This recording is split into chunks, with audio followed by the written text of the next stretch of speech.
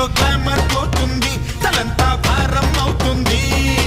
ఆకాశం తెగి పడిపోతే ఏం చేయాలన్నట్టు అలా తెగ ఆలోచించొద్దు, నువ్వేదో ఆపేసేటట్టు.